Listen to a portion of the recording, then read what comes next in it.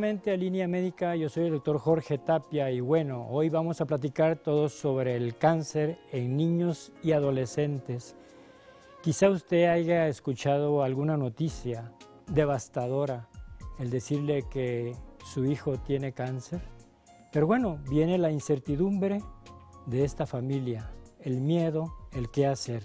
Acompáñeme a ver este reportaje.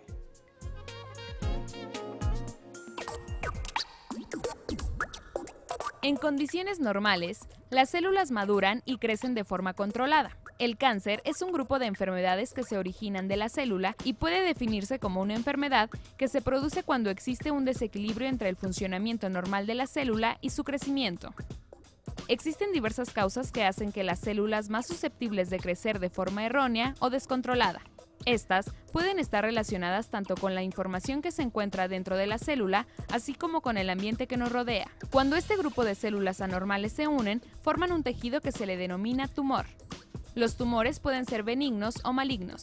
Los benignos son crecimientos que no son cancerosos y que no invaden el tejido cercano ni se diseminan hasta otras partes del cuerpo. Habitualmente pueden ser retirados con cirugía y regularmente no regresan. Los tumores malignos crecen de forma rápida, con la capacidad de invadir órganos cercanos o a distancia, proceso que se le denomina metástasis.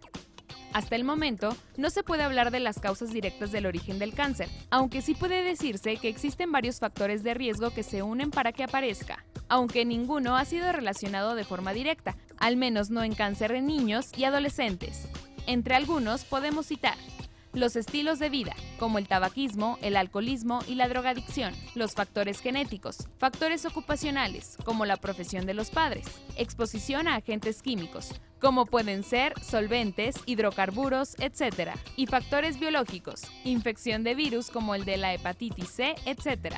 Es importante aclarar que para que exista el cáncer debe de haber alteración de la información genética y diversos tipos de daños que pueden ser causados de forma espontánea o bien por la exposición constante a diversos agentes dañinos. También es importante señalar que el cáncer no se hereda. Es importante tener en cuenta que el cáncer tiene una particularidad sobre otras enfermedades, y es que la falta de tratamiento oportuno frecuente lleva a la muerte a corto o mediano plazo en la mayoría de los casos. El cáncer es curable si se detecta a tiempo.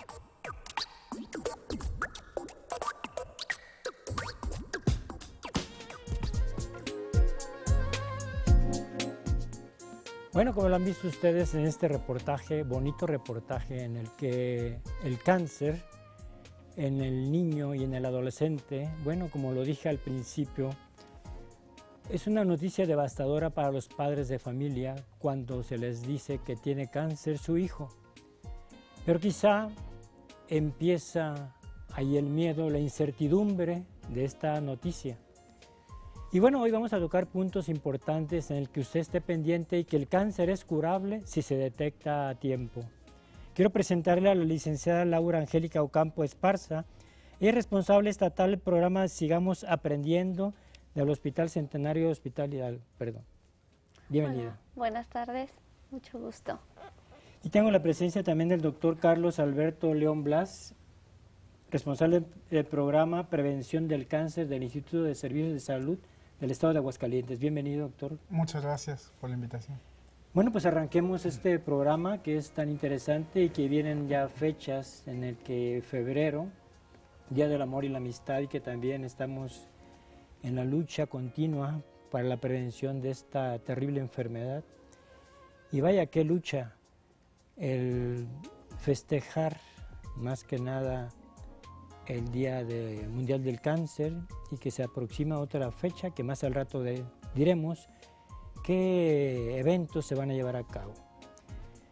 Doctor, ¿qué es el cáncer para empezar? Así es, pues mira, el cáncer, como ya lo tenemos definido en la bibliografía, es la alteración celular o una alteración en los mecanismos de control celular que redunda o causan un crecimiento descontrolado. Es una alteración que causa un crecimiento descontrolado de la célula y por tanto, bueno, pues se puede dar en diferentes tejidos u órganos o en cualquier parte del cuerpo y causa signos y síntomas que me van a dar derivado a un tratamiento, a un diagnóstico o a un tratamiento acerca del cáncer infantil. Bien, Yo quisiera tocar un punto muy importante de la célula, que tenga información las personas que nos están viendo en estos momentos. ¿De dónde se produce el cáncer? ¿Por qué estas manifestaciones? ¿Por qué estos cambios bioquímicos que tienen alteración la célula? Estamos formados de células, estas células forman tejidos y esos tejidos forman órganos en el que cuando hay una cierta predisposición, como ya se decía en la cápsula, desarrollamos el cáncer. Así es. Entonces, derivar allí estos cambios morfológicos internos y externos y que esto se va convirtiendo en cáncer, doctor. Así es. Recordemos que la mayoría de las causas de cáncer, pues evidentemente hay muchos tipos de cáncer y las causas son multifactoriales, pero nosotros podemos resumir en que hay causas, como lo vimos en la cápsula, hay causas ambientales que me pueden condicionar a que en la célula en forma normal, es decir, la exposición a humos, la exposición a productos industrializados, haga que la célula, el ciclo normal de la célula cambie su función y hay una pérdida de esa regulación. Entonces el ciclo normal empieza a funcionar cuando ya no debería de funcionar en algunas células y empiezan a dividirse y a dividirse y a dividirse y eso causa un crecimiento anormal de la célula y por tanto aparición de las primeras células de cáncer, que si bien son detectadas en forma inicial, pues no podemos detectar una sola célula de cáncer, tiene que haber un buen número para poderlas detectar. Pero en general podemos hablar que factores ambientales, aunado a factores genéticos, e incluso a factores infecciosos o factores del huésped, como es una infección viral, como bacteriana, parasitaria o por hongos, que también puede hacer que la célula mute, que haya una alteración de los cromosomas de ahí de celulares, una alteración genética, y esto mute y empiecen a producir multiplicación celular exagerada o descontrolada. Bien. Dice Laura Angélica Ocampo, responsable estatal del programa Sigamos Aprendiendo. Dentro del hospital, ¿cuáles son los objetivos? ¿Cuáles son los objetivos en el que sigamos aprendiendo? Bueno, este programa, como usted lo dijo, Sigamos Aprendiendo en el Hospital, es un programa que busca ayudar a disminuir el rezago educativo en niños y adolescentes que, bueno, por alguna causa, por esta enfermedad, tienen que permanecer hospitalizados por estancias prolongadas. Bueno, es evitar el rezago educativo, continuar con su educación para que, bueno, sigan adquiriendo los conocimientos necesarios. ¿Esos son los objetivos principales? Es uno de ellos. Otro, bueno, ayudarle también al niño, al joven a entender su enfermedad, que él sepa cuáles son los cuidados que tiene que tener al momento en el que él está viviendo esta enfermedad, este proceso, que asimile esta enfermedad. Como yo lo dije al principio, es una noticia devastadora para los padres de familia. En caso de que sea un bebé, un niño, hablo de entre 2, 3 años, en el que no se le puede dar una información, sigamos aprendiendo. ¿Qué se le dice a los padres? Obviamente también se atiende a los padres de familia, se les da una asesoría de la enfermedad, se les da una ayuda psicológica, porque también es importante que los papás entiendan, asimilen y acepten esta enfermedad y que sepan qué es lo que tienen que hacer, qué es lo que está por enfrentarse la familia, porque al momento en que enferma un hijo, no nada más enferma el hijo, enferma toda la familia, entonces hay que atenderlos a todos en conjunto. Claro, porque también van a ser cuidadores, ¿no? Exactamente, entonces son cuidadores y ellos tienen que estar preparados y saber cuáles son los cuidados, qué es lo que le pueden proporcionar al hijo y cuál es el tratamiento que deben de seguir. Claro. Doctor León, en cuanto a la frecuencia del cáncer, ¿qué tan frecuente es? Sabemos que hay cifras impresionantes y que ahora va a la alza. Sí. Déjame te comparto unos datos. A nivel mundial se estima que alrededor de o más de 175,000 casos de cáncer en todo el mundo existen. Y de estos 175,000, 90,000 llegan a ser defunciones por cáncer infantil. Entonces, a nivel mundial es un problema y atañe a toda la Organización Nacional de las Naciones Unidas, a la Secretaría de Salud Federal, a la Secretaría de Salud Estatal, atender esta problemática. ¿Cómo lo atiende? Con acciones. Estas acciones van encaminadas a o con toma de decisiones en cuanto a la información estadística que tenemos. En el país existen 52 unidades acreditadas para la atención de niños con cáncer. Aquí en el estado contamos con una, que es el Centenario Hospital Miguel Hidalgo. Es la única hospital autorizado en el estado para atender a estos niños. Entonces, ahí se tiene el registro de niños con cáncer. Y este registro nos da información valiosa, información estadística valiosa para la toma de decisiones. Te puedo compartir unos datos. Del periodo del 2010 al 2013 hemos tenido aproximadamente más de 360 niños en esa base de datos. Ahorita, actualmente tenemos alrededor de 60 o más de 60 niños en forma activa, más de 60 pacientes con cáncer. Eso habla de un gran volumen de pacientes con cáncer, pero sin embargo no nos comparamos con estados de alta concentración o de mayor población, como es el Distrito Federal, como es Jalisco, como es Veracruz, que tienen más cantidad de casos. Nosotros tenemos en forma activa ahorita 60 casos, de los cuales el mayor porcentaje corresponde a pacientes del sexo masculino, y desafortunadamente el tipo de tumor que estamos observando más en ese registro de cáncer es la leucemia linfoblástica aguda, como es a nivel nacional y como es a nivel mundial. Te puedo compartir también que la edad de mayor presentación del tipo de los cánceres, hablando de todas las edades de 0 a 18 años, es de los 4 a los 9 años. Es donde estamos observando que se presentan más casos. Pero en general, esos son los datos que obtenemos del registro de cáncer en niños y adolescentes. En México estamos hablando de una cifra del 5% de todos los casos de cáncer. Si hay 5,000 casos de cáncer en México, el 5% corresponde a pacientes con cáncer infantil. De cada 100 mexicanos con cáncer, el 5% o 5 pacientes van a ser niños con cáncer. Claro. Vamos a ir a la pausa y regresamos en un momento, si me lo permiten. Gracias. El cáncer es prevenible si se detecta a tiempo.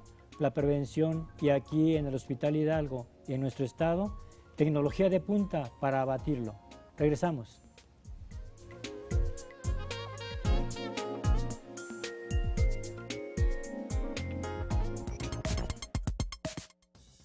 ¿Sabías que, en el mundo, cada año se diagnostican unos 10 millones de seres humanos con cáncer? En México, el cáncer en los niños y adolescentes representa el 5% de todos los pacientes diagnosticados.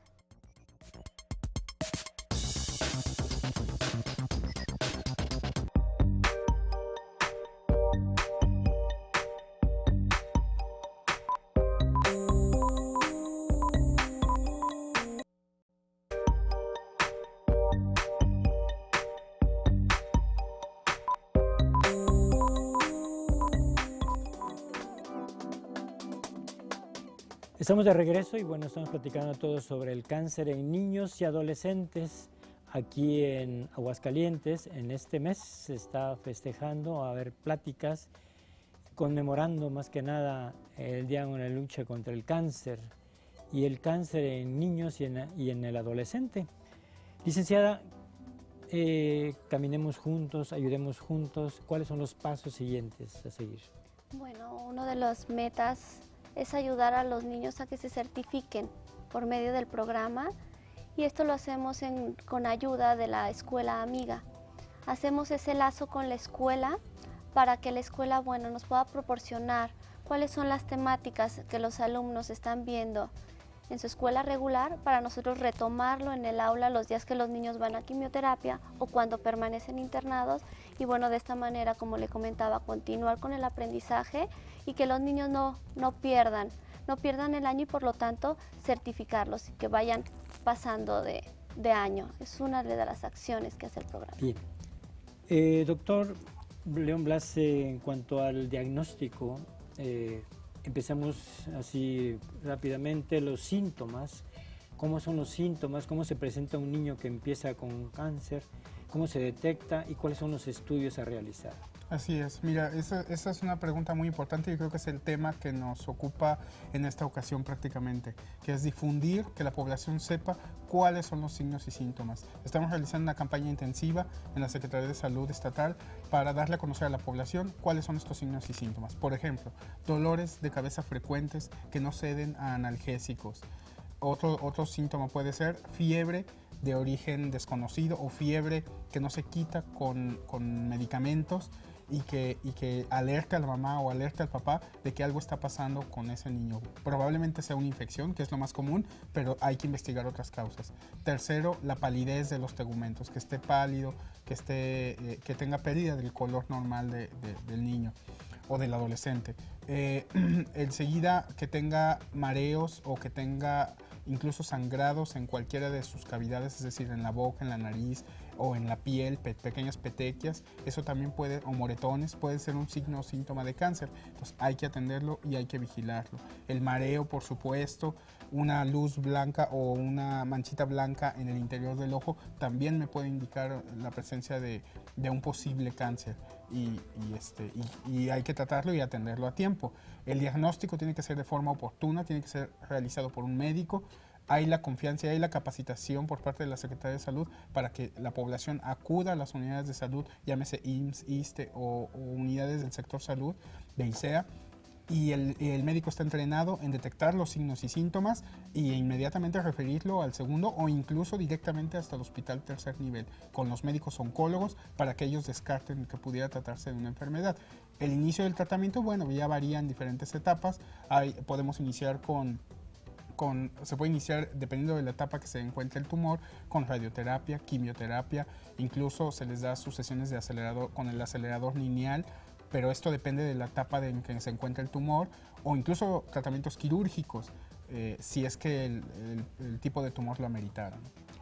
El diagnóstico, también es importante hablar un poquito sobre ello, en el que detectarlo por medio de una muestra de sangre, de orina, marcadores tumorales, incluso ver alguna situación genética. Todo eso, si lo quisiera comentar. Claro que sí. En el Hospital Hidalgo se cuenta con toda la tecnología para poder hacer el diagnóstico, llámese genético, pero hacemos el diagnóstico de primera instancia, que es al paciente llega, se le hace su historial clínico, se ingresa al servicio de urgencias, si es que fuera la condición muy grave, o al servicio de oncología directamente pediátrica. Y el médico ya en el hospital de tercer nivel indica los estudios iniciales dependiendo del tipo de tumor. El tipo de tumor que tenemos con más frecuencia es la leucemia linfoblástica aguda, por lo tanto se solicita una biometría hemática, una serie de radiografías, llámese de tórax, para saber si ese tipo de tumor ocasionó una afección generalizada. Podemos sacar también lo que ya estudios más avanzados, por ejemplo, si fuera un tumor del sistema nervioso central, que es algo frecuente, podemos sacar una tomografía axial computada, una resonancia magnética. Ya cuando se detecta el tumor en fases iniciales, que déjame decirte, sobra el anuncio, pero el Fondo de Protección contra Gastos Catastróficos atiende desde el momento del diagnóstico al paciente. Entonces el paciente, a pesar de que se le empiezan a hacer sus estudios, en ese momento empieza a costear el Seguro Popular con el gasto del cáncer. Obviamente asesorado por los oncólogos de que se pueda tratar de un caso de cáncer. Ya después, cuando se le diagnostica el cáncer, se le mandan a hacer los marcadores tumorales específicos, proteínas de estudios para ver si hay inflamación, proteína C reactiva, velocidad de sedimentación globular, y en posteriores fechas ya se hacen marcadores tumorales a ese tipo de tumor para saber de qué tipo estamos hablando, qué tipo de leucemia es, qué tipo de tumor se trata, y poder diagnosticarlo y tratarlo sobre todo oportunamente. Claro. Licenciada, aquí en los niños adolescentes también entran en este programa. Claro, se atienden a niños y adolescentes. Es un programa que trabajamos, un equipo muy grande, trabaja con nosotros maestros de preescolar, maestros de primaria, maestros de secundaria, psicólogas, asesoras, nutriólogas. Somos un equipo muy completo, entonces se les puede dar el asesoramiento a cada uno de ellos, de todos los niveles, desde preescolar hasta secundaria y preparatoria.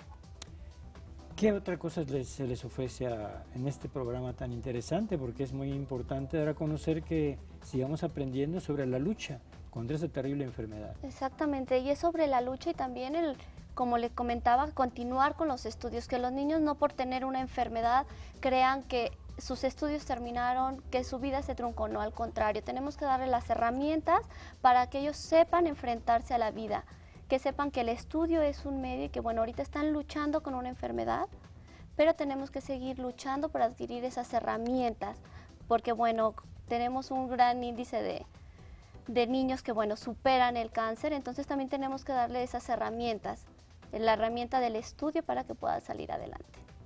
Claro. En los tratamientos, doctor León Blas, ya los mencionó, la quimioterapia, la radioterapia, la cirugía y otro tipo de alternativas. Aquí, dependiendo, como ya lo mencionó, el tipo de tumor es cómo se va a iniciar el tratamiento. Así es. Háblanos un poquito sobre ello. Sí, hay diversos tipos de tumores y cada uno tiene su propio tratamiento. Yo te puedo decir que, por ejemplo, de los 3 tumores más frecuentes aquí en el estado son leucemia linfoblástica aguda, linfomas y tumores del sistema nervioso central. Esa es básicamente la casuística más común aquí en el estado. Entonces, dependiendo de esos 3, el tipo de tumor que sea, pues empezamos con medicamentos vía oral. Por ejemplo, si es una leucemia, empezamos con tratamientos vía oral. Se le da quimioterápicos vía oral al paciente, se le dan antiinflamatorios esteroideos y eso va disminuyendo la capacidad de la leucemia de afectar el cuerpo. Evidentemente también vamos a afectar el sistema inmunológico del paciente. Es por ello que en el Hospital Hidalgo cuidamos muy específicamente las áreas que usan los pacientes cuando están en tratamiento. ¿Por qué? Porque son pacientes con un sistema inmune abatido y tienen que tener más cuidado es más, una gripa los puede incluso matar. Una gripe que a nosotros no nos haría nada, al paciente lo puede matar. Sería mortal para él. Una diarrea, mucho más. Entonces, el tipo de tratamiento depende del tipo de tumor. Hay tumores que empezamos con tratamientos vía oral, como la leucemia linfoblástica aguda, pero hay tumores, como tumores del sistema nervioso central, tumores abdominales, que el tratamiento vía oral no basta. Hay que poner un catéter en la vena e iniciar una infusión de medicamento vía intravenosa para poder disminuir la inflamación y la multiplicación de ese tumor, para poder reducir el tumor. Y entonces sí ya iniciar tratamientos más agresivos, como es la cirugía. La cirugía es un tratamiento agresivo por naturaleza. Agresivo me refiero para el cuerpo, causa inflamación. Entonces, primero tendríamos que dar un tratamiento de quimioterapia, ya sea tomado o inyectado, y después tratar de intentar la cirugía. Hay veces que se tiene que hacer la cirugía de entrada y es un buen tratamiento para algunos tipos de cáncer, sobre todo tumores cerebrales que rápidamente invaden a otras áreas, ¿no? Dan metástasis. Dan metástasis. Licenciada, ¿se les prepara a este tipo de niños a lo que se van a enfrentar? Me refiero al tipo de tratamiento, como lo acaba de mencionar el doctor, los efectos que va a tener, que se les cae el pelo, que empiezan a decir, mamá, ¿por qué se me cae el pelo? Que me dan temblores, que me mareo, que me dan náuseas, que vomito, no sé.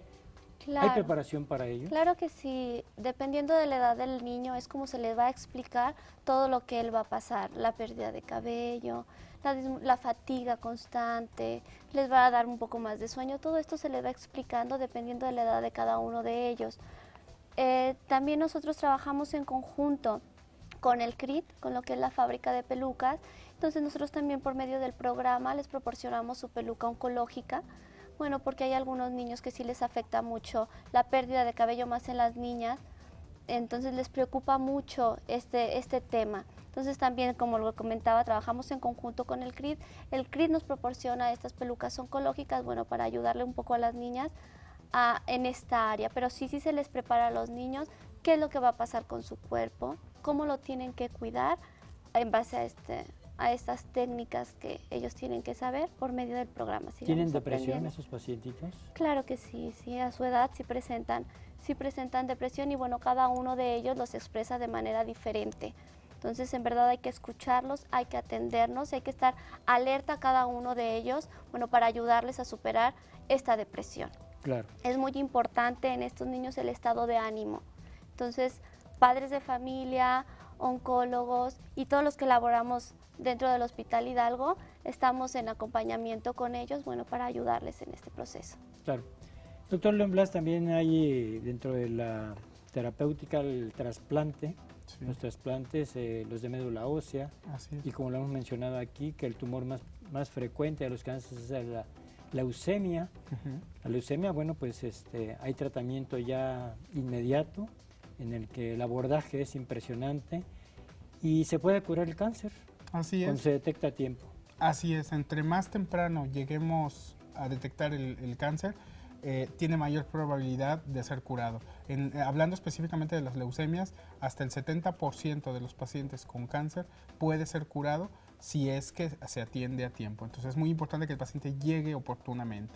En el tratamiento específicamente del trasplante de médula ósea, aquí se ofrece en el estado en los estudios iniciales para este tipo de procedimientos, o incluso se han mandado a traer médicos de otros estados para que hagan el procedimiento aquí directamente. El paciente puede referirse también a otro, hablando del IMSS y del ISSSTE, puede referirse a otro hospital de alta concentración donde le pueden hacer el procedimiento y regresar aquí a su control normal del tratamiento. Bien. Si me permiten, vamos a ir a la pausa y regresamos en un momento más. Estamos platicando todos sobre el cáncer en niños y en el adolescente. Cuídese mucho. Ya dijimos los síntomas principales, cuáles son. Entonces, está usted alerta. El cáncer es curable cuando se previene. Volvemos.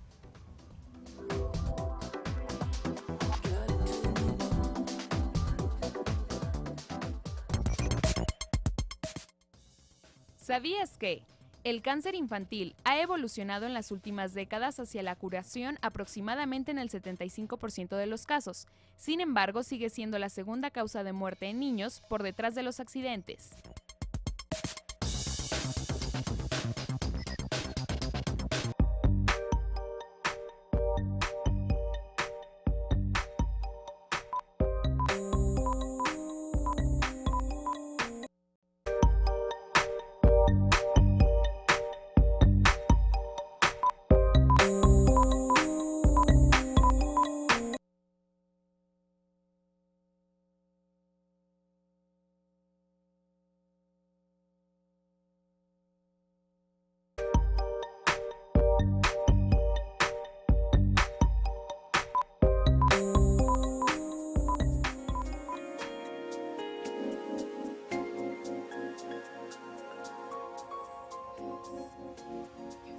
Estamos de regreso y estamos platicando pues sobre el cáncer en niños y en el adolescentes. También nos acompaña hoy la licenciada Claudia Alejandra Rodríguez Martínez. Ella es nutrióloga. Bienvenida. Hola, ¿qué tal? Y la licenciada Luz María Oropesa de la Rosa, tanatóloga. Bienvenida. Gracias. Bueno, como lo estamos viendo, los cuidados del paciente en la casa y cómo preparar a los familiares también y al paciente en esta etapa de la enfermedad. Es muy importante decir que la alimentación forma parte fundamental en el tratamiento del enfermo con cáncer. Y aún así, bueno, pues platiquemos, licenciada, sobre este preparar de pacientes, cómo lo vamos preparando, qué le estamos ofreciendo, qué alimentos son buenos, qué le vamos a quitar. ¿Cómo lo vamos a preparar? Bueno, no nada más es mientras está el tratamiento. De igual manera se sabe que para cualquier otra enfermedad siempre es importante el aspecto de la nutrición y está documentado tal cual para que una buena alimentación o un buen estado nutricio nos ayude a que haya una buena respuesta hacia los tratamientos que les dan en el hospital. Tanto se hace una asesoría, una prevención, un seguimiento mientras están hospitalizados, mientras pasan ya a su casa, y de igual manera ver los momentos o los estadios en que ya se presenta la náusea o los vómitos, o por ejemplo cuando se incrementa el apetito, es cuando se empieza a discernir. No nada más hay, por ejemplo, un régimen establecido para decir es esto y así se sigue, sino que en realidad hay que individualizar a cada paciente para poder encontrar la mejor terapia nutricia. Claro. Yo le quiero preguntar, ¿los pacientes siempre llegan desnutridos o con buena nutrición cuando están ya diagnosticados? Bueno, recién hicimos una historia clínica especializada para lo que es el aspecto de nutrición por parte de lo que es el ICEA y el Hospital Hidalgo, y de ahí poder identificar los casos. Por ejemplo, puede ser desde niños sí que presentan la desnutrición, porque pues no van muchos niños de diferentes comunidades o pues obviamente céntricos, desde desnutrición hasta eutróficos y hasta también sobrepeso o obesidad, que claro que en ambos extremos tenemos que tratarlos y llevarlos al estadio de normalidad para que pueda sobrellevar mejor. Claro. ¿Esto es en la casa? ¿En el hospital es igual? No, bueno, en realidad en cierta manera se nos facilita más a veces que tenerlos hospitalizados, porque ahí mismo podemos ver qué terapia nutricional es más adecuado. A veces en casa, dependiendo también de la adquisición de ciertos alimentos, pues tenemos que basarnos o hacer un cuadro básico para cada paciente y ver cuál de ellos sí le funciona o qué es lo que vamos a intensificar. Y si no lo tienen, por ejemplo, si hay algunos alimentos que nos aportan vitaminas o minerales esenciales, pues entonces mejor lo empezamos a complementar. Claro, porque bueno, en casa sería un poquito muy difícil, ¿no? De repente algunos niños quieren un alimento no saludable, por no decir alimento chatarra, y se les antoja un dulce, se les antoja algo con harina y grasa y ya rompen el esquema de la nutrición. Sí, y se dan mucho los antojos. Llega un momento en que a lo mejor al niño simplemente antojitos mexicanos es lo único que quieren, y a lo mejor nosotros queremos meter parte de los otros 7 grupos y no los aceptan. Entonces, de igual manera, sí ser como un poco permisibles, pero de igual manera tener bastante el apoyo de los familiares, porque siempre, tanto niños como adolescentes, aún siguen perteneciendo a esa dependencia de los papás, donde ellos también van a dirigir conforme a lo que uno les mencione, que es lo más apropiado. Ellos mismos tienen que apoyarnos. Claro. Luz María Oropesa, tanatología. ¿Qué es la tanatología? Porque seguramente algunos de los nos están viendo, televidentes, no saben qué es la tanatología, cómo preparar a la familia ante un pacientito que tiene cáncer. La tanatología, antes que nada, es la disciplina encargada de darle el sentido a una muerte digna. Con eso empieza la tanatología. Pero hoy en día la tanatología moderna no solamente es darle ese sentido, porque nos da miedo, y sobre todo eso lo pasamos día con día en el hospital. Oímos cáncer y creemos que es sinónimo de muerte, y no. Entonces me va a decir, bueno, ¿qué hace un tanatólogo ahí? Pues el tanatólogo acompaña, apoya, y damos esa parte de la consejería tanatológica porque estamos enfrentándonos a una pérdida de salud, que no solamente es perder, como mencionaba hace un momento mi compañera, es ir a la escuela, estoy perdiendo muchas actividades sociales, de familia, me estoy enfrentando a perder mi pelo, cambia mi cuerpo, mi sentido del gusto, mi sentido del olfato. Entonces son muchos cambios que el niño presenta. Pero sabemos que el niño tiene hermanos, tiene padres, y también ellos están enfrentándose a esta pérdida de salud, porque hay un movimiento familiar a causa de esta enfermedad. Entonces, bueno, pues esa es la parte que desde que se da pues la mala noticia de que tenemos pues la leucemia o se tiene algún tumor, como un osteosarcoma, por ejemplo, que es muy normal, por así llamarlo, en el adolescente, como ahora no me puedo mover, ¿no? Tengo una pierna donde tengo algo que me pesa, algo que me duele, y cómo me voy a enfrentar ahora a estos cambios. Entonces, ahí es donde empezamos a trabajar. ¿Y qué platica? Pues primero, cómo empiezan, cómo se sienten, qué les da miedo, porque sabemos que ellos se enojan, están tristes, tienen depresiones fuertes, ese enojo. Su autoestima, más que nada. Así es, o sea, estoy enojado porque tengo que venir. Antes que nada, no me gusta que me maltraten mi cuerpo, ¿no? Esos piquetes que dicen ellos, a mí no me gusta. No me podrías inyectar, hay niños que me dicen, ¿por qué mejor no nos inyectan en lugar de estarnos a cada rato en el brazo, ¿no? Pues eso quisiéramos, pero hay que explicarles entonces por qué, para qué es esto. Y finalmente, ese para qué, esta experiencia, yo les digo que es una experiencia muy fuerte de vida que presentan, pues tanto para el niño como para la familia, pero siempre nos deja cosas, al final mucho aprendizaje. Y todos aprendemos. Y siempre al final de que los niños salen les demos las gracias, porque aprendimos de cada uno de ellos. Sabemos que cada niño es único, es diferente en todos sentidos, en edad, en su cuerpo, en su manera de ser, de pensar. Tenemos niños de municipios, niños de rancherías. Yo creo que una de las cosas que todo el equipo, tanto Hospital Centenario, Hospital Miguel Hidalgo, el ICEA, Seguro Popular, es todo un equipo multidisciplinario del hospital, claro, junto con estas áreas, porque vienen niños de muchos estados, no nada más del Aguascalientes, ¿no? También tenemos niños de Zacatecas, de San Luis, donde desgraciadamente todavía no hay ese oncólogo o ese hematólogo pediatra capacitado para atender todo este tipo de Claro, así como lo de la enfermedades. nutrición, ¿verdad? Exactamente. Aquí se me ocurre una pregunta interesante. ¿La religión, tocan algo de la religión cuando están en ese proceso? Sí, nos hemos vuelto, bueno, no expertos en todas las religiones, pero sí, porque pues hay religiones, por ejemplo, podríamos llamarlo así, que no permiten ciertas cosas, ¿no? Como por ejemplo las transfusiones. Y eso dentro del tratamiento pues son importantes porque nos vamos a enfrentar a ellas. Precisamente a mi pregunta. Exactamente, entonces bueno, pues se habla con los padres de familia, se les explica el por qué es importante, para qué se necesita. Si ellos en su momento nos dicen que no, porque nos ha tocado experiencias, bueno, pues en el expediente el doctor se encarga, y trabajo social en ese caso, de hacer lo pertinente para que firmen.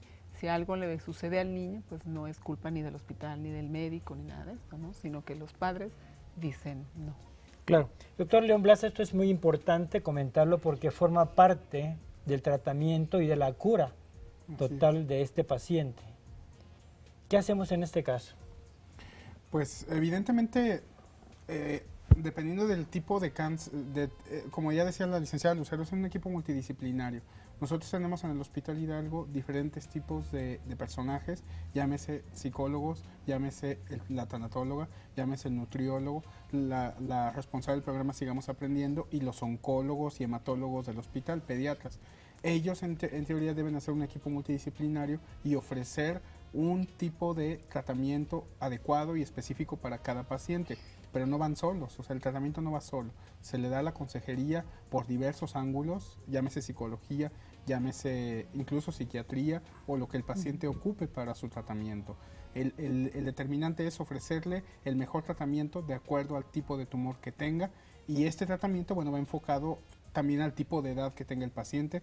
Como ya lo mencionaba la licenciada Angélica, no es lo mismo hablarle a un niño de 2 añitos que le dio un cáncer infantil, una leucemia, que hablarle a un adolescente que le dio un osteosarcoma y que le van a quitar su rodilla o su pie. Entonces, hay diferentes tipos de tratamientos, pero cada uno tiene que tener su equipo multidisciplinario para poder tratar a ese paciente. Y en general responden bien. Hay pacientes que no responden, que incluso buscan otro tipo de tratamientos, terapias alternativas, o el veneno que les recomiendan, o el líquido que les recomiendan, las agujas, etcétera, y abandonan su tratamiento en el Hospital Hidalgo. Esos son los pacientes que tenemos con mayor incidencia o con mayor riesgo de que existan complicaciones y por lo tanto una defunción, porque abandonan el tratamiento, siguen su otro tratamiento y no regresan, ya regresan al hospital ya cuando están muy complicados. Claro. Bien, platíquenos sobre el evento que se avecina, doctor. Así es, en próximas fechas, la siguiente semana, del 10 al 14 de febrero, se celebra en general la Semana Nacional de Lucha contra el Cáncer. Es decir, las acciones que se vienen realizando durante todo el año, capacitaciones, reuniones de Consejo Estatal y la difusión de todos los programas se intensifican en esa semana. Pero todo va enmarcado en la celebración o en la conmemoración del Día Internacional del Niño con Cáncer, que se celebra cada 15 de febrero. En este día portamos todos el signo distintivo del cáncer infantil, que es este pequeño lazo amarillo o dorado, en donde estamos analizando el que participemos todo el equipo de salud en favor de la lucha contra el cáncer. ¿Cómo podemos hacerlo desde casa? Pues simplemente detectando oportunamente un cáncer, sospechándolo, si tengo alguna bolita, algún ganglio que me está creciendo de más de 2 centímetros en cualquier parte del cuerpo. Eso basta para acudir a la unidad de salud y así poder hacer un diagnóstico precoz de esta enfermedad. Entonces, del 10 al 14 de febrero se van a intensificar las acciones en materia de cáncer infantil. ¿Como cuáles acciones? Pláticas a la población por cada una de las unidades de salud, de todo el sector salud. Se va a distribuir información en los diferentes hospitales con trípticos, con el lazo dorado, con mantas. Incluso hablo de todo el sector salud, llámese INSTE, llámese IMSS y la Secretaría de Salud, van a distribuir esta información en sus diferentes unidades de atención, hospitales principalmente de segundo nivel. Estas son parte de las acciones que se van a hacer para la siguiente semana y que se vienen haciendo durante el resto del año, pero se intensifican esta próxima semana. Bien, Si me permite, vamos a ir a la pausa y regresamos en un momento más. Estamos platicando todo sobre el cáncer de niño y en el adolescente. Recuerde, el cáncer es prevenible y es curable. Volvemos.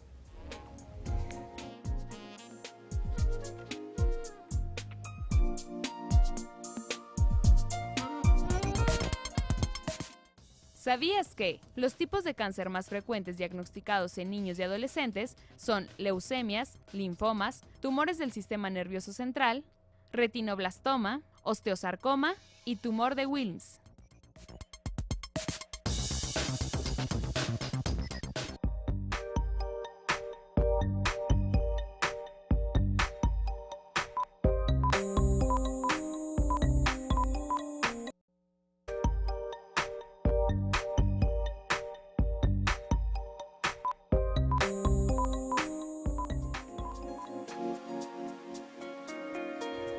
Bueno, regresamos y ya en esta última parte es impresionante este tema en el que podemos desarrollar muchas horas. Hablar del cáncer es hablar de muchas cosas sobre esta terrible enfermedad, pero como ya lo dije, el cáncer es prevenible, es curable cuando se detecta a tiempo. Licenciado en nutrición, en cuanto a las dietas, ¿hay algo especial que quiera abordar sobre qué alimentos deben de comer estos pacientes? Bueno, iniciando más que nada también en la valoración, ya sea antropométrica, bioquímica, clínica, dietética, de ahí ya se empieza a hacer la adecuación. Dependiendo también, obviamente, del tipo de cáncer, es donde ya se hace, y dependiendo de la edad y demás datos, cuántas son las calorías que requiere, en qué parte o estadio de la quimioterapia o detección está también, es cuando ya se empieza a hacer la adecuación y ya se empieza también a manejar de diferentes porcentajes los macronutrientes. Más allá de hacer una simple dieta, también mencionarles a los papás que es mejor el tener la alimentación en casa, controlarla y saber ya cuando se les manejo cuáles son las recomendaciones, cómo es que lo deben de preparar, ya que muchas veces llegan ellos a darle los alimentos que encontramos en la calle y debemos de encontrar que estos sean pues apropiados conforme también al sistema inmunológico, que a veces está un poco bajo. Entonces mejor se les recomienda, ¿no? Hazlos mejor en casa y que estos estén preparados de la manera adecuada, ya sean en los cocidos o en los refrigerados o en los momentos en que se les llega a dar la alimentación. Claro. Luz María Oropesa, dentro de la tanatología, que ya lo explicó, ¿cómo preparar al paciente que desgraciadamente va a tener un desenlace fatal? Cuando desgraciadamente tenemos un mal pronóstico, pues comenzamos, yo les digo que los niños son sabios, los niños son maravillosos y son los primeros que saben que ya las cosas no están bien. Entonces, también en el Centenario Hospital Miguel Hidalgo tenemos el área de cuidados paliativos y clínica de dolor. Y el médico pues es el primero que nos va a dar la pauta y vamos a dar el seguimiento en casa. Atendemos al niño en casa. Nuestro objetivo es que el niño esté con su familia, con sus hermanos, con su gente, y si realmente él se tiene que ir, pues se vaya de la mejor manera posible. ¿Cómo se lo explicamos? Pues él mismo sabe perfectamente. Aquí yo les digo que ellos casi siempre nos explican a nosotros y nos dicen, ya no quiero trabajar, mi cuerpo está cansado, ya no quiero que me traigan al hospital, que me quede en mi casa y ya no quiero venir. Entonces, bueno, pues empezamos a escucharlo, platicamos con los padres, trabajamos el duelo, trabajamos pues esta parte del dolor, tanto físico como emocional. Nos apoyamos en todo lo que ellos tengan para que finalmente los padres pues también lo acepten y le den el permiso para que él se vaya. Y cuando se trata de un niño más pequeño, donde, no sé, 3 años, 4 años, en el desconocimiento de todo esto, ¿cuál es el actuar de ustedes? Cuando son muy pequeños tenemos que trabajar mucho con los padres y con los hermanitos, porque hay veces que, bueno, hay hermanos más grandes y tenemos que irlos preparando. Entonces, es esa parte importante. Y el niño, aunque es muy pequeño, sabe y nos dice. A veces, pues, si es de 2 años, 3, pues, a lo mejor mucho de platicarnos no lo va a decir, pero empieza a estar triste, cansado, deja de comer, cosas muy interesantes. Y finalmente, pues ese mismo dolor de su cuerpecito nos va dando la pauta para que los padres lo entiendan y digan, es importante que mi hijo se vaya, ¿no? Claro. Sí. Es interesante esta charla, porque bueno, no es fácil, ¿no? Este proceso, este proceso del despegue, por decir, alma, cuerpo, mente, y es impresionante la reacción de los padres, la misma del enfermo. Sí. Yo les digo que son vivencias únicas, pero que nos dejan mucha enseñanza, tanto a nosotros como a la familia. Por eso es importante trabajar la pérdida desde el principio, irlos acompañando, ¿no? Es proceso de acompañamiento, esa parte de la consejería. ¿Para qué? Para que en un momento dado, desgraciadamente no tenemos un buen pronóstico, pues hemos ido preparando el camino y al final, pues retomarlo ahora con esta nueva. Esa enseñanza tiene que hacer un libro para que nos deje a todos nosotros, más que nada Aguascalientes, que estamos en la lucha continua sobre esta y todas las enfermedades. Doctor León Blas, como encargado estatal del Instituto de Servicios de Salud del Estado de Aguascalientes en la prevención del cáncer, las personas que nos están escuchando en nuestro teleauditorio, ¿a dónde se puede dirigir? ¿En dónde contactar a todo este grupo multidisciplinario con el que estamos trabajando continuamente? Así es. El teléfono al que pueden llamar son teléfonos de la Secretaría y del Centenario Hospital Miguel Hidalgo. En ambos puede acudir toda la población a tratar de obtener estos servicios siempre y cuando padezcan la enfermedad, evidentemente. Aquí lo que les estamos recomendando es acérquense, cuando deseen información, acérquense a las páginas de la Secretaría de Salud, a la Secretaría, al Centro Nacional para la Salud de la Infancia y la Adolescencia, donde les van a ofrecer una serie de información para orientar al familiar o al padre o incluso al mismo paciente adolescente de qué es el tipo de cáncer y qué hacer para su curación. Es sencia.gov.mx o a la página de la Secretaría de Salud, salud.gov.mx. También en la Secretaría de Salud del ICEA ofrezco los teléfonos, el 910-7900, extensión 7131, donde ahí a la población que padezca esta enfermedad y tenga alguna problemática, le podemos tratar de ayudar a resolverla y atenderla adecuadamente. También están los teléfonos y las líneas del Centenario Hospital Miguel Hidalgo, 994-6720, creo que tienen más de 20 líneas y así poder resolver la problemática de orientación. Pero desde luego puede acudir a cualquier unidad de salud de la Secretaría, en el IMSS, en el ISSSTE, y ahí va a ser canalizado a donde tenga que recibir atención ese paciente. Lo importante es llevarlo, porque así hacemos un diagnóstico oportuno y un tratamiento más oportuno. Claro.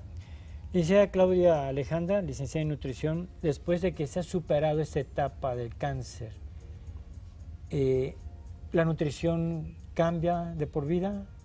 ¿Siguen checando al paciente? ¿Por cuánto tiempo? ¿Y qué pronóstico?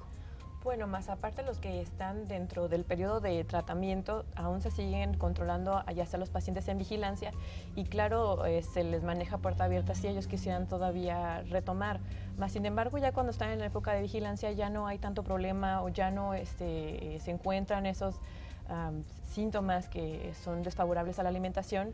Entonces, en ese paso de la vigilancia, ahí mismo todavía continúan con esa terapia nutricia, que ya se reincorpora totalmente a lo normal porque su mismo cuerpo ya lo está regularizándose. Entonces, que de todos modos queda un aprendizaje para una correcta alimentación. Claro. Licenciada Luz María Oropesa, vida sana después del cáncer, cuando lo hemos superado o cuando se ha superado. Claro. En esa etapa que llevamos nosotros de vigilancia, seguimos con ellos platicando, acompañando y sobre todo ahora retomando con todas estas experiencias que vivieron, cómo se sienten, si hay alguna cosa que por ahí todavía pues queda con esa duda quizá, ¿no? Entonces se sigue acompañando, pero finalmente les digo que una de las cosas maravillosas es que los papás regresen, verlos bien, ver a los niños y también, bueno, cuando se van los papás regresan y nos siguen a veces hasta siendo voluntarios con nosotros, nos acompañan y eso es muy importante. Claro, qué bueno. Doctor León Blas, como última pregunta, mencionar lo del evento nuevamente para invitar a toda la gente a que participe en estos eventos, más que nada, valga la redundancia, y bueno, que cooperemos todos por un Aguascalientes saludable. Así es. Te comento, va a haber una conferencia de prensa como cierre de estas actividades, una conferencia de prensa el día viernes 14 de febrero. Invitamos a la población a que esté pendiente de esta conferencia con los medios, para que los medios nos ayudan mucho a difundir, ustedes nos ayudan mucho a difundir